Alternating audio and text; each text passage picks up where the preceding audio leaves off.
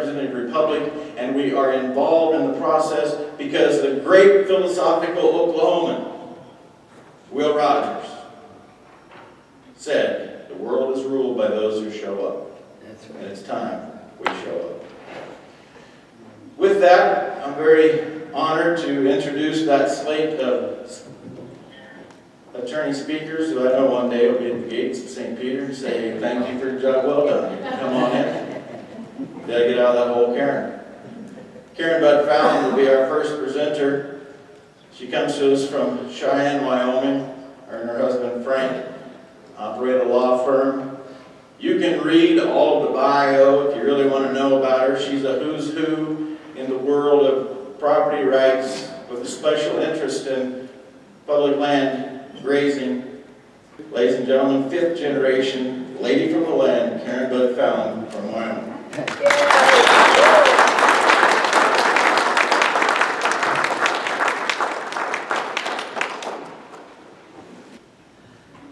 Well, I really appreciate the opportunity to be here because you guys are preaching the exact same message that I think that people need to hear. I had the great pleasure of serving on the Trump transition team when he was elected president. So I worked for my office for a couple of months, and then I went back to Washington, D.C., and I got to work on the Interior transition team and work on policies that we believe the Department of Interior should enact during what we considered their the first 2 years at Interior. And it was really fun. You go into this huge room with all these computers and people who were on transition from defense and agriculture and EPA. We're all sitting in this giant room together, and they really did say, if you were king, what would you do? And I'm thinking, oh, I like being king. We got all sorts of ideas about what we do. And so we looked at all these policies, but the thing that ran throughout that room, and the thing I think that people need to understand, is that if we don't keep pushing on this administration to do the right thing, even if they want to, they're not going to get to it. The environmental groups, the radical groups have done this for years. When their friends are in the administration, they keep filing notices of intent to sue. They keep filing litigation. They keep pushing the issues to remind them all along about what's important. And I watched this when Bush was president. I think that when Bush was president, a lot of us thought, cool, we got a Republican president, we're all going to go home. And so we went back to taking care of our cows and our kids, and we didn't push the issue, and I got to tell you, we didn't get very far in the Bush administration, in my opinion. I mean, he certainly didn't help any of the cowboys on the ground, and we've got a chance now to help people on the ground, and we've got to not go home. We have to push now harder than we have ever pushed an administration in our lifetime. Because our kids depend on it. I had a couple of great kids, and I have the cutest, bar none, grandson that is now living in our basement while their parents are building a house. And I look at that little kid who thinks that chasing cows with grandpa is the greatest thing on this planet, and I think if we can't win this now, beautiful little Wesley isn't going to get a chance to chase cows with grandpa in the future. So folks, I beg you, don't go home and not do something. We have a commitment from the administration that decision-making is going to be pushed down to the local level. And I believe that the commitment will be true. I didn't work with the other departments. I worked at the Department of Interior, but I'm telling you, Zinke is going to push decision-making down to the lowest federal level possible. And when he does that, local governments absolutely have the ability to get involved and influence that decision-making. Truly make a difference. But we have to have the local governments in gear and in step so that they can do that. The other thing I want to run into quick, and then I'll get into the meat of my conversation, which is how local governments can get involved, is the other thing that I would encourage you as you're looking at your executive order that you're working on. The other thing I think would really help the administration is then if you also dig down and look at policies, which the agencies seem to be run on policies, look at manuals and handbooks, and start to prioritize which of those have got to go, which of those have got to change. I mean, it's not going to be a magic wand that the administration is going to be able to come in and wipe out everything we hate. But if you give them kind of a task list, this one's first, and this one's second, and this one's third, I believe that the administration is going to work on those. But they need to know the priority list from us. Because those guys in DC that are the political appointees on our side may have the heart in the right place, but if they're not out here on the ground every day, they're not going to know which is the most problematic, which is the second most. So I would encourage that as part of Kansas Natural Resources Association that you really get down into the weeds. Executive orders are great, and I'm all for them, but if you don't get down in the weeds and really help these guys ferret out this stuff that's stuck in manuals and handbooks,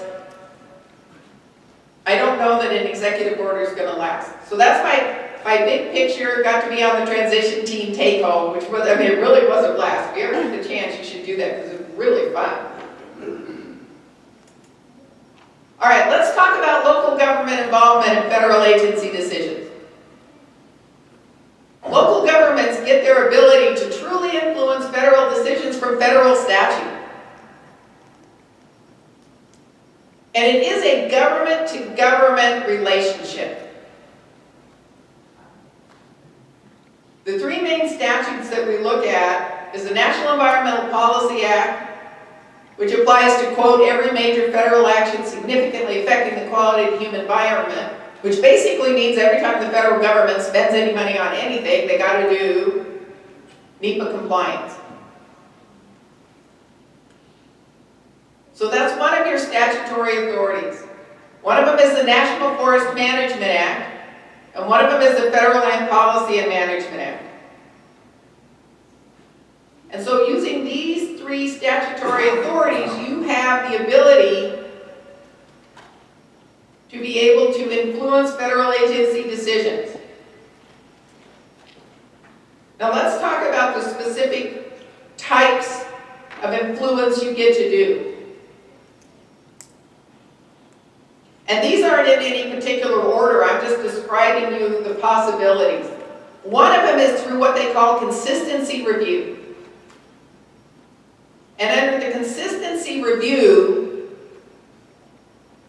the statutes say that if the local government has a, quote, land use plan or policy,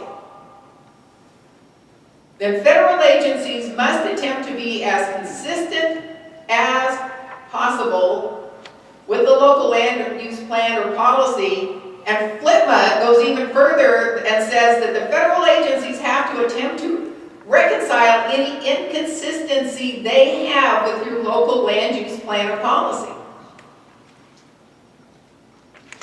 So the burden's on them to reconcile with you.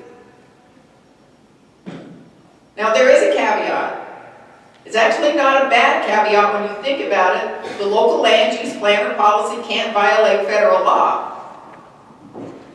But I'm telling you, federal statutes are written broad enough to drive a bus through. It's pretty easy to write local policies that fit within the federal statutes. Now when Harriet gets up here and talks, she's going to talk about the myriad of agency regulations. But that's different than statutes. I'm talking about congressional statutes that have got these broad, lovely policies about protecting the citizens and protecting the environment. Really lovely, mushy stuff. There's lots of ways that a local government can be consistent with all that lovely, mushy stuff in a local land use plan or policy. Now, when the federal statutes talk about land use plans and policies, we're not talking about zoning. And so a lot of groups I talk to, they hear land use plan and they immediately have a heart attack because they think that you're going to zone somebody's private property. That's not what this is. When the federal statutes talk about land use plan or policy, and when the courts look at it, they interpret it as sort of a, this is our vision for three things: the local environment, the local custom and culture, which is the local citizens, and the local economy. So when I'm talking about a local land use plan or policy, I'm not talking about land control. I'm talking about your ability to define your local environment. And I think a good land use plan or policy needs to have that description in it. What do you want to see in the local environment? How do you want your forest managed?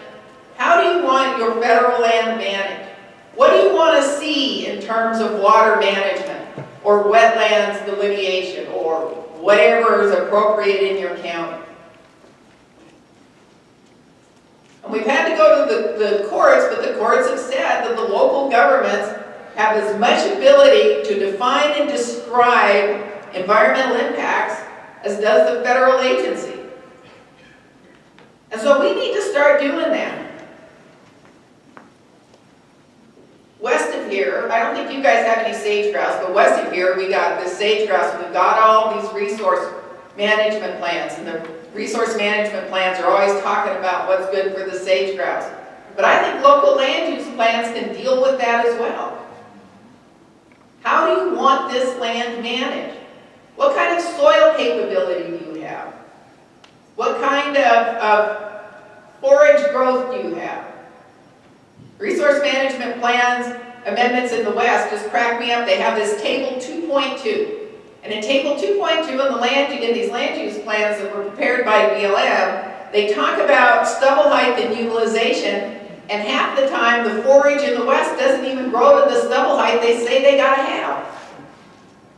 I mean, they're talking about 7-inch stubble height in Wyoming. We don't get enough water to get the forage to grow that high. Just the reality. But that got imposed on us from Washington, D.C., and we didn't have any local land use plans that talked about what is the forage growth? What is the ability of the resources? So your first thing in your local land use plan needs to be discussion of what is the environment out here that we're looking for. The second thing you need to look at is what we now call custom and culture. You know, when I first started doing this 30 years ago, nobody heard of custom and culture. And now people at least talk about it, and the federal agencies recognize that if there's an environmental impact, they also have to consider local custom and culture. But what is that? And it's you guys. It's the people who live in the county or the conservation district, because this applies to, quote, local governments, locally elected bodies. I mean, why did the first guy move there, and why did he stay? First guy that moved to Big Piney, Wyoming happened to be my 5th great-grandfather, and he was taken, they were trailing cows from Nevada trying to get back to Kansas, and they got stuck there in the winter and nobody else was in that little valley, so he stayed. And then other ranchers came in. That's part of our custom and culture. That is who that little area is. And we do have oil and gas in Sublette County, Wyoming. But it's like any other boom and bust cycle. When the Jonah field was doing really good, there's business in town, and when the prices of oil tank, they all go away. That's part of our custom and culture. Part of our custom and culture, what do the citizens do for recreation? I mean, it's a big hunting area. So that's part of our custom and culture. Part of our custom and culture is a town of 500 people, and you got to go to Rock Springs an hour and a half away if you're going to go to Walmart. And the custom and culture in Sublette County, Wyoming is going to be way different than the custom and culture anywhere else, but it's who we are. And that needs to be part of your local land use plan, describing who you are.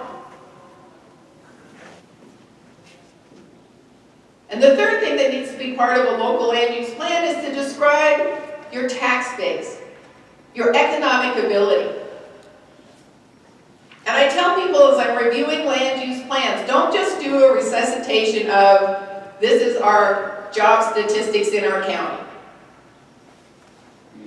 Because what you want to do is you want to prepare yourself for analysis so that if the federal government comes in, for example, and says, we're going to cut, 10,000 AUMs, if you got BLM land, they say, we're proposing to cut 10,000 AUMs in whatever area it is, you can actually say, well, this is what it's going to do to our tax base. This is what it's going to do to the circulating dollars. And I am not even close to an economist. I can only barely keep my checkbook up. But there's all sorts of guarantee and protection of private property. If we're not putting together local land use plans to force decision-making back down at our county level or at our conservation district level, if we're not putting together work plans as groups of citizens that we can take to administrative officials, not with some fluffy dream about fix it all tomorrow,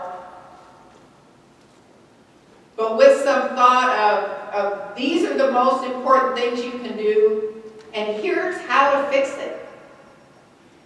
Those guys that point the trumps in those positions are not going to know how to fix it all. I mean, they can't. Even if they're greatest people in the world, they can't know. We have to tell them how. So don't just tell them what's wrong, tell them how to fix it. And I believe they'll listen to us if we provide them the cover and protection so that when they go in and they draft a policy and they put it out for public comment, they know that we're going to help comment. They know they're just not going to get 7,000 postcards from the Sierra Club saying this is a terrible idea. We have to do that now. We have to help these guys. So I think this conference is a great idea.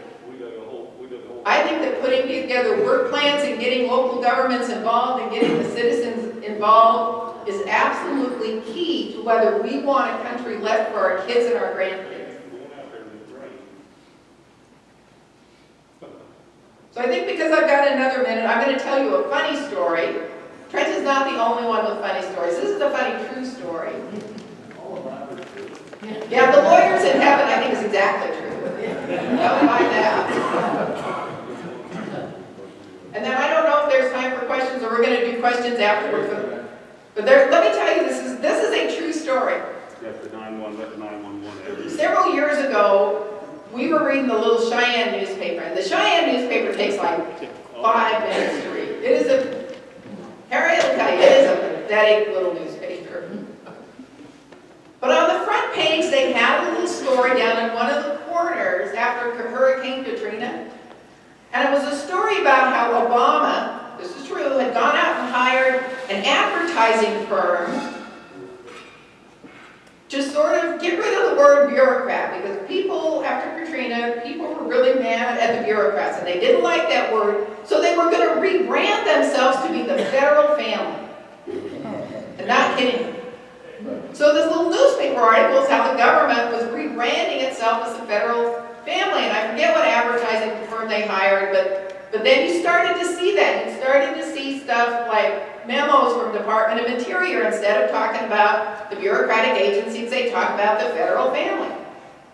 And so my husband and I are standing in the kitchen, and we're laughing about this, because we think this is just the most ridiculous thing that we're spending our taxpayer dollars on. My son comes in. My son's like this 6'2", tall, skinny kid. And so he's like, what do you guys think is so funny? So we show him this little article, we tell him what we think is so funny. And he kind of looks at me and he shakes his head and he said, if that's a family, it's the most dysfunctional family I have ever seen. So there you go. If we got time for questions, I'm going to turn it back over to Trent and let him. I'm going to stay right here. Really? You gonna do that? Absolutely.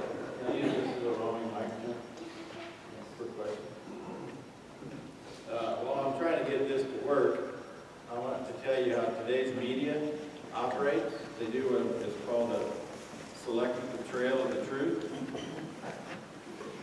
We just heard Karen Budd-Falen give a tremendous presentation for 45 minutes with statements like your thoughts are your private property, with statements like why do you as an agency have the right to tell us to do this? If CNN was here, what would they go to the news with?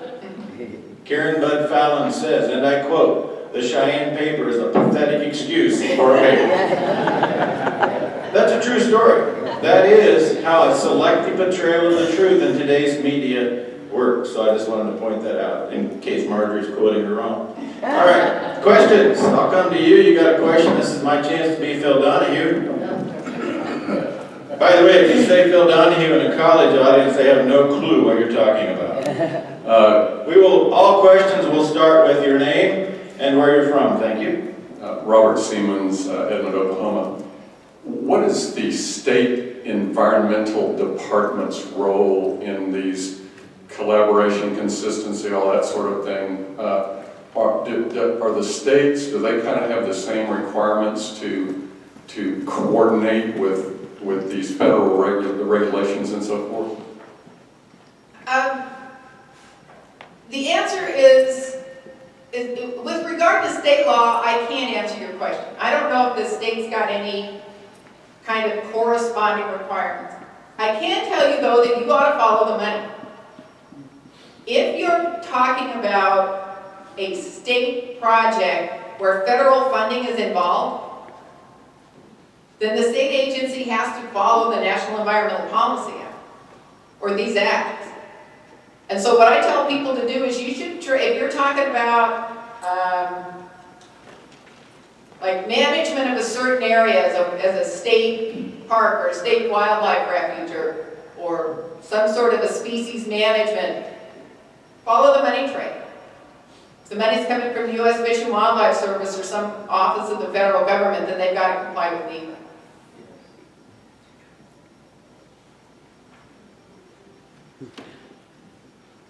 Other questions? Karen, weigh in on this. You know Brush, Colorado. Brush, Colorado is not really a desert, but northeast Colorado is not exactly a floodplain.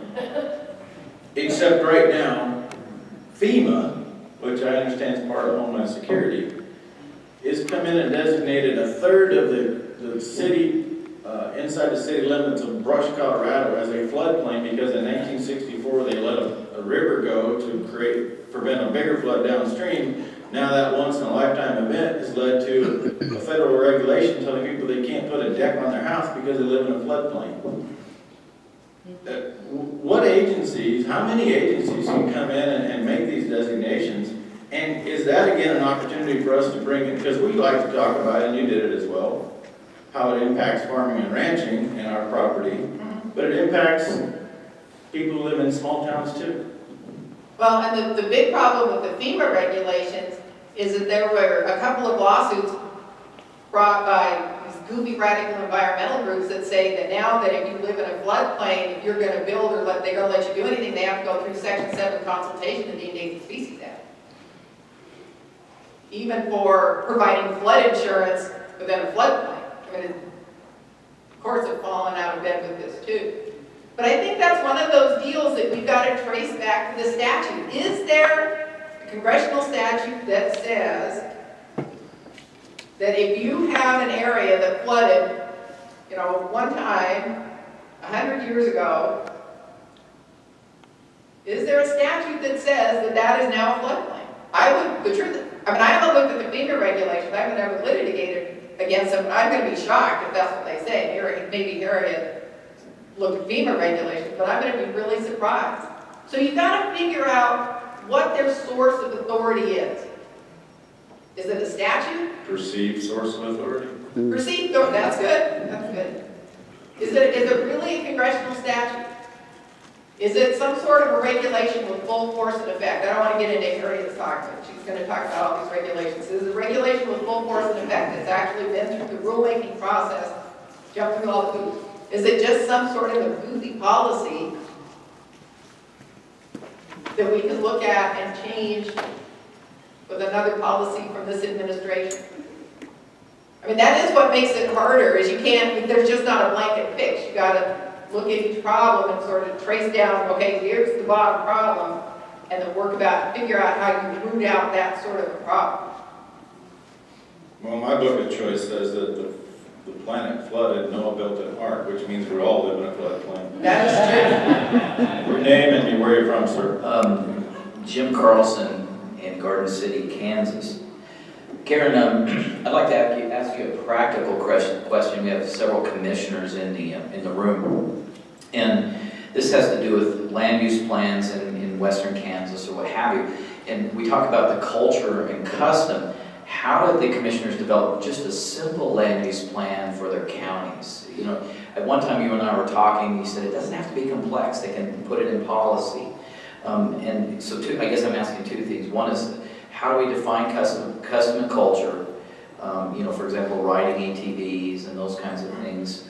And could you give them a how you do this at the local level that we can get a hold of and work on it now? Because we're talking about doing land use plans throughout Kansas and custom for each plan or each county and such like that. Okay. Well, one of the slides you'll see has actually got what I think the parts of a land use plan ought to be. So you guys will get that in whatever media you get that out. But I don't think that these plans don't have to be 200 complicated pages. But in description, when you're talking about custom and culture, I tell people I think they ought to start with the history of the area. Why did people come there? Or did they come there as farmers? Did they come there as ranchers? Did they come there? Probably not during the gold rush, not out here, but I'm sure there were reasons that people showed up in your county. And what did they do as they got there? That's part of your custom and culture. Part of your custom and culture is going to be, how do people enjoy their environment? Do they ride ATVs? Do they hunt? Do they fish? Are there fishing areas in Kansas that the people in our county would like to go to that they need access to get to? And so it's really a description of who they are. And that doesn't mean that you don't consider how things have changed, because obviously we're all not riding around on horse and buggy and prairie schooners getting around here. So you sort of describe the people are who they are over time. But I really believe, after being, especially in these rural areas, that the people that are moving to your rural areas now are going to be pretty much the same sense of the people that already live there. I mean, if you've got a family and the wife really wants to go to opera, I can't believe she's going to move to the middle of Kansas. Just ain't going to happen. So that's not part of your custom and culture, but the whole feeling of being outdoors, of liking outdoor activities, of living in a small town where everybody goes to the football game on Friday, even if you don't have a kid that went there or your kid graduated 2 years ago. I mean, that's what the social event is. The social event wasn't Big Piney. It was going to football games on Friday night.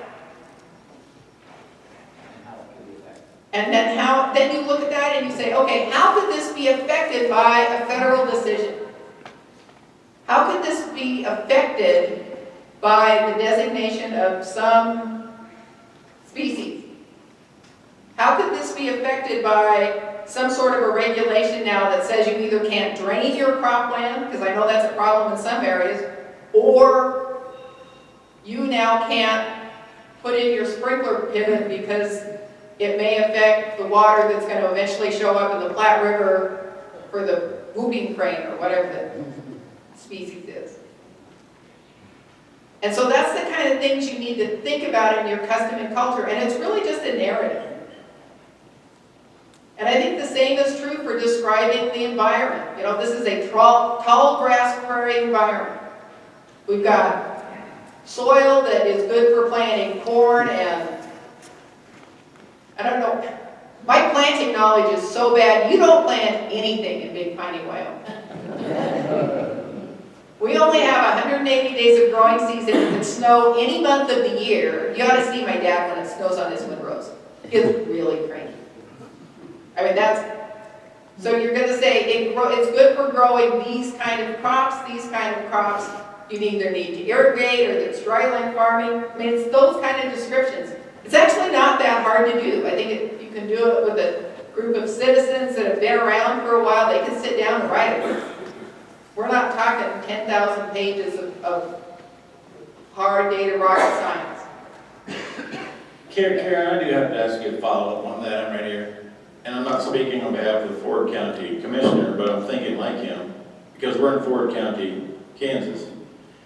And you speak to the culture and the customs are representative of where it started, although, take this county, there's a Mexican restaurant every 2 blocks. Because there's been a change in the employment opportunity brought a tremendous amount of Hispanics and Somalians and Ethiopians. So I wonder how you expand upon that, because Sean has to be thinking about that, because there are counties like that all across the country that have changed because of the demands of the employment. Well, and I think like in this county, you guys have a casino. I mean, that makes life different. It is different employment.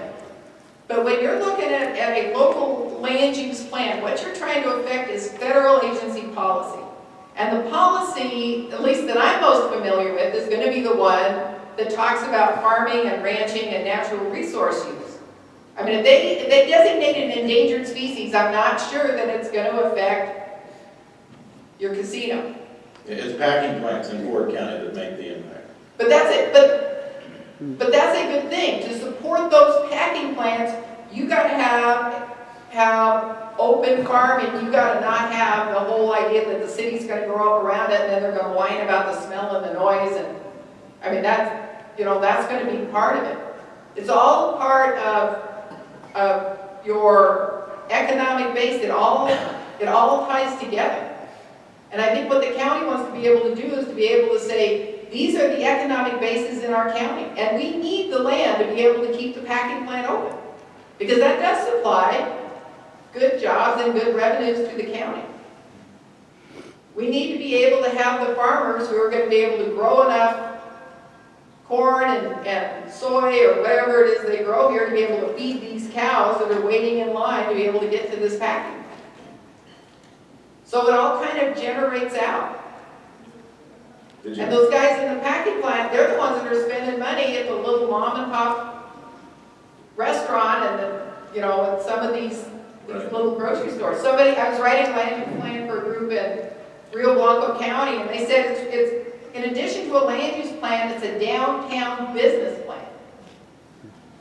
Because these downtown businesses are going to rely not on interstate traffic, they're relying on the guys that are getting waged at the packing plant to come in and buy dinner on Friday night. Did you have a follow-up? I did. I want to thank you, and also I'm fearful because you're providing so much information. It's going to make tons of work for us. It's just rocket fuel. So thank you. Sorry. No, it's great. I want to, and I know we have other speakers, but one of the questions I have is federal agencies in the National Environmental Policy Act have really departed, or hijacked even is a better word, the word environment. And in NEPA, environment is defined as not only the natural, but the human environment. How do we get back there? Because agencies don't even deal with that in their environmental impact statements.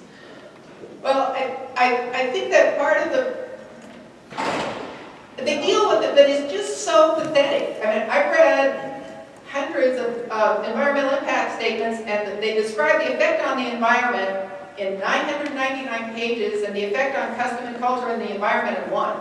In economics in one. And I think that as part of our local land use policies, our local land use plan, we need to emphasize you have to consider the courts say that if there's an environmental impact, good or bad, they have to consider effect on the human environment and effect on the economic environment.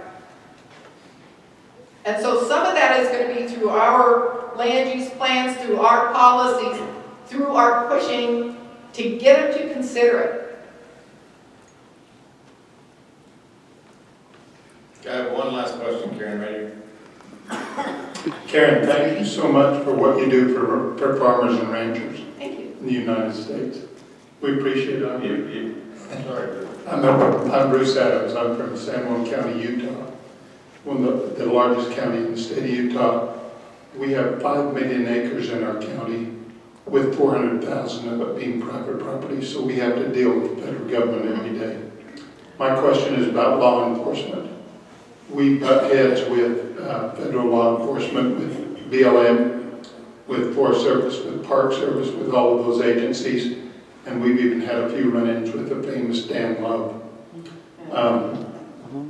Our sheriff wants to enforce the law, and he's a good sheriff, but there's always some conflict out on the land with people that come in and say, hey, this BLM agent stopped me and wanted to know this or wanted to know that.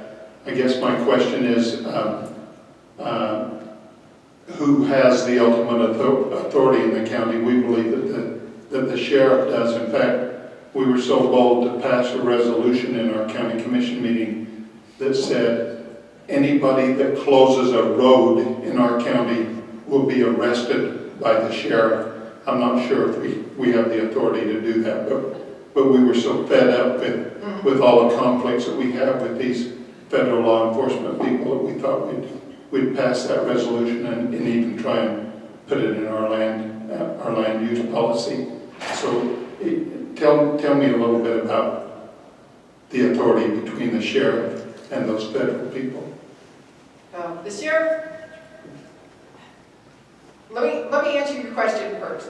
I think the sheriff has the ultimate authority. He's an elected official. I believe that he's got the ultimate authority. I would, just for the people that maybe don't know this, one of the first things that I would do is I would look back in your files and see if there's some sort of a memorandum of understanding between some sheriff you have and whoever the federal law enforcement guys are. Because a lot of times when you dig back in the files, you can find those old memorandums where the sheriff has sort of ceded away his authority and said, yeah, under this memorandum of understanding, I'm going to allow the BLM LEOs or the Forest Service LEOs, law enforcement officers, to do, enforce traffic laws or enforce this or enforce that. So that's one of the first things I tell counties is to really look at those old files and make sure there's not some old MOU where you've given away authority when you thought it was going to be okay, and it's turned out not to be so okay. So that's always one of the first things I tell them. But I think that the sheriffs have the ultimate authority. There is a move, I don't know how successful it's going to be, but there is a move now to try to strip the law enforcement piece out of Flippin, which is where a lot of these federal agencies they're claiming their statutory authorities through Federal Land Policy and Management Act. And I know there's going to be a push in Congress to try to amend that piece out of Flippin, to make sure that these law enforcement agencies know, at least those guys. I can't speak to drug enforcement and all that stuff. I just haven't ever looked at their statutes. But when you're talking about land use, that authority comes from Flippin. There's a move to try to strip that out. Karen will be on a discussion later today. We'll continue those. I know we got some more questions, but we're going to move on. Karen Budd-Falen, everyone. Thank you.